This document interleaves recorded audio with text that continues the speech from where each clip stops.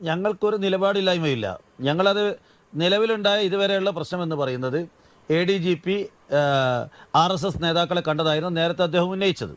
അതേക്കുറിച്ച് വ്യക്തമായ നിലപാടുണ്ട്. ഇപ്പോഴും നിലപാട് ഒന്ന് തന്നെയാണ്, അദ്ദേഹത്തെ മാറ്റി നിർത്തി അന്വേഷിക്കണം. പക്ഷേ ഇടതുപക്ഷ ജനാധിപത്യ മുന്നണിയിൽ മുഖ്യമന്ത്രി ഒരു ഉറപ്പ് തന്നു, DGP അന്വേഷിച്ച് പറയാം.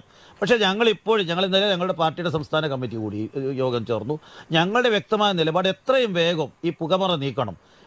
ഇപ്പോൾ ഞാൻ വിശ്വസിക്കുന്നത് കേരളത്തിൻ്റെ മുഖ്യമന്ത്രി ADGP ആ സ്ഥാനത്ത് നിന്ന് മാറ്റാത്തത് ഒരു പക്ഷേ അദ്ദേഹത്തിന് ബോധ്യപ്പെട്ട ഉത്തരം ലഭിച്ചിട്ടുണ്ടായിരിക്കണം, ഇല്ലായിരിക്കാം.